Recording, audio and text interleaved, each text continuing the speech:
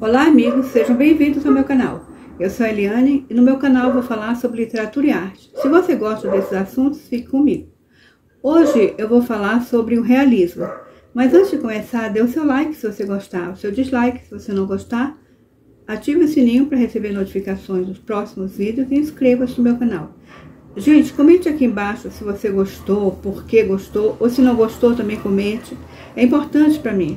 E inscreva-se no meu canal. O realismo foi um movimento artístico e literário que surgiu no meados do século XIX na França, por 1840, por aí. A França, desde a Revolução Francesa de 1879, eles, entrando pelo século XIX, teve muitas mudanças de regime, império, república e revoltas populares, né? Agora, é interessante saber que essa data da Revolução Francesa marca, né, o início da nossa era, a era contemporânea, a era que ainda estamos, né? Bom, além dessa questão toda da França, né, houve várias coisas que mudaram, houveram várias coisas que mudaram na vida das pessoas. As grandes invenções, por exemplo, a locomotiva a vapor, que isso ajudou muito, né?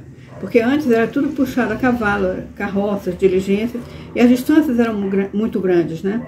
O telégrafo, que ajudou na comunicação, foi uma coisa que foi mudando também a vida das pessoas.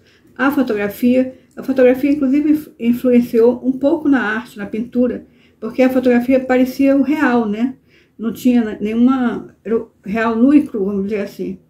Agora, além dessas aí, teve uma mudança social muito grande com a Revolução Industrial, né? As indústrias começaram a se instalar nas cidades, né?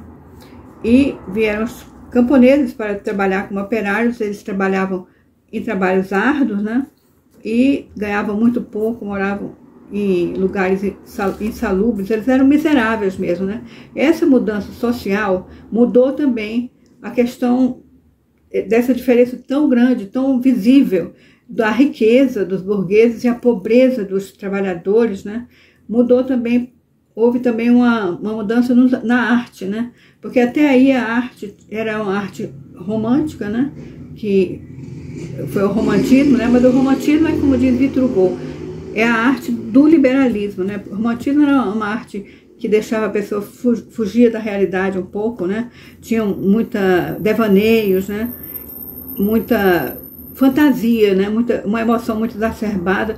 E o realismo, né? O movimento artístico do realismo veio contra o romantismo. Eles queriam mostrar o real, como o nome diz, o agora, né? Um dos mais importantes pintores da França desse período, né, foi o François Millet. François Millet fez parte de um grupo, né, de jovens pintores que chamava Grupo de Barbizon. Eles se reuniam numa aldeia da França, chamava Barbizon, e o ideal deles era fazer tudo ao ar livre, né? Então o Millet, ele ia sempre, antes do sol nascer, ia para o campo, né, para pintar. Eles pintavam principalmente camponeses, a vida dos camponeses, que é interessante também saber que uma das grandes características, né, da pintura do período realístico é exatamente que os personagens principais eram personagens do povo, camponeses, trabalhadores e também mesmo miseráveis e tudo, né? Então o Millet, ele fez, como vocês estão vendo aí, por exemplo, o homem na enxada, né? O homem com a enxada. Nesse quadro nós podemos ver um homem maltrapilho e bastante cansado no trabalho árduo e duro, né? O Millet, ele teve uma vida no campo, né? Era da Normandia e ele viveu no campo. Então ele fez um quadro que é muito lindo, né? Que eu acho um dos mais bonitos quadros que eu já vi, que nós estamos vendo, que é o Ângelus, né?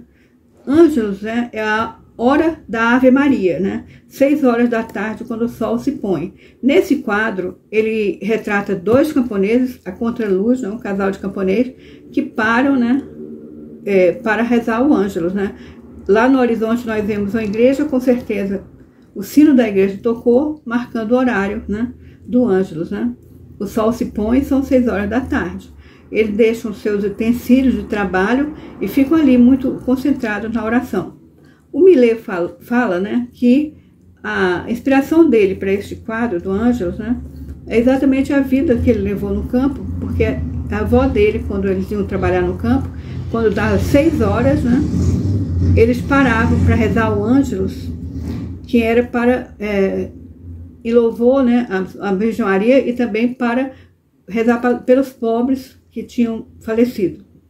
Bom, mas um dos mais importantes, mais marcantes pintores do realismo foi Gustave Courbet.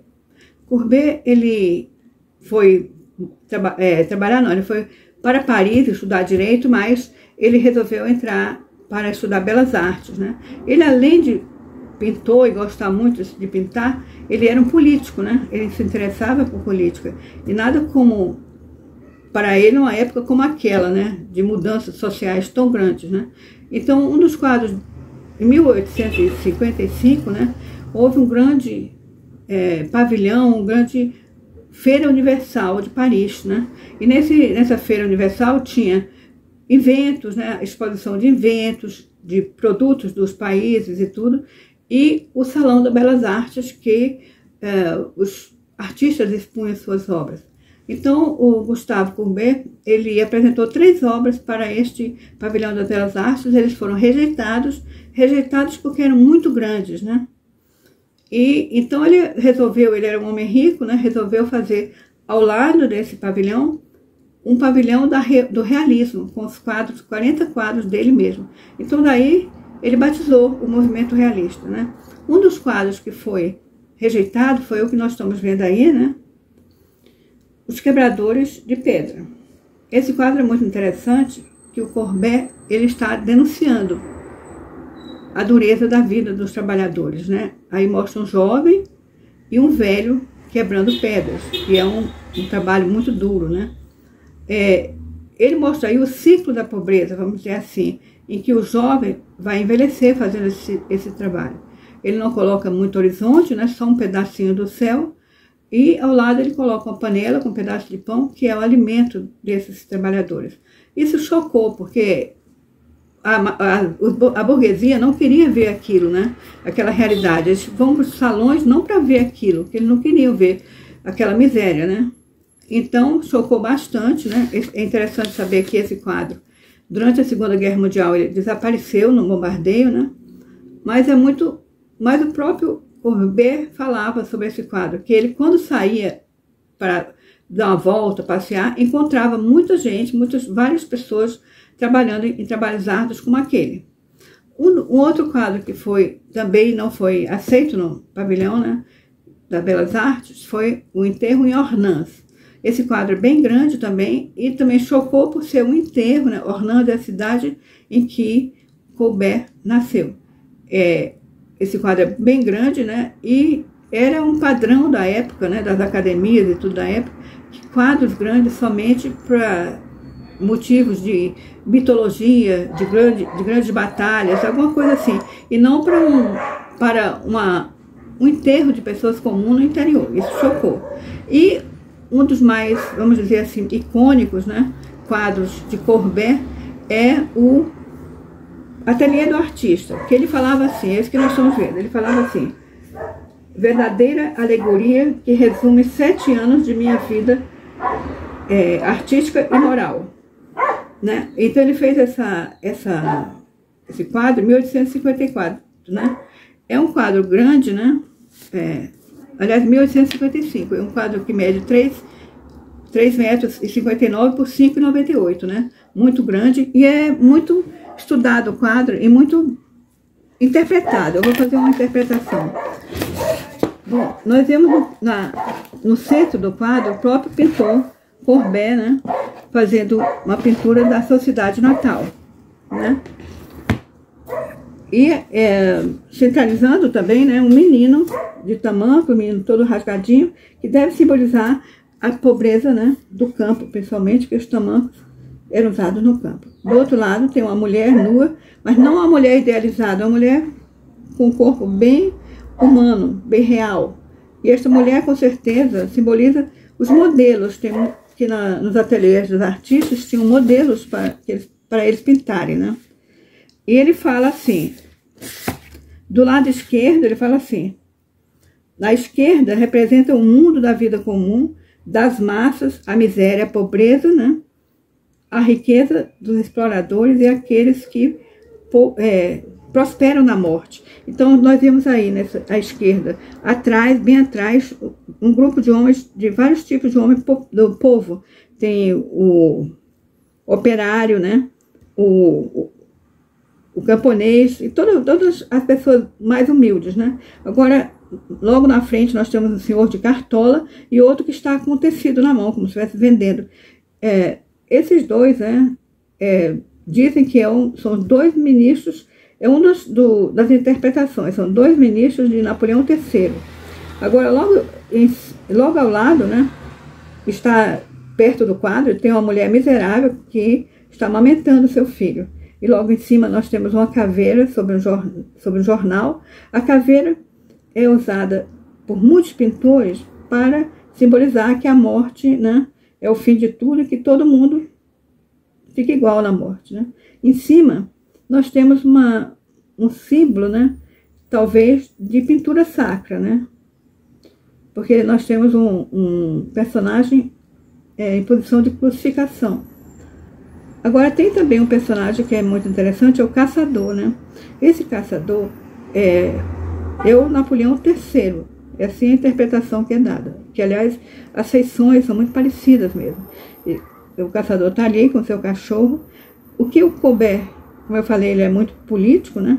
Ele fazia o Napoleão III como um caçador, porque o Napoleão III, ele foi um dos primeiros presidentes, né, da República lá da França.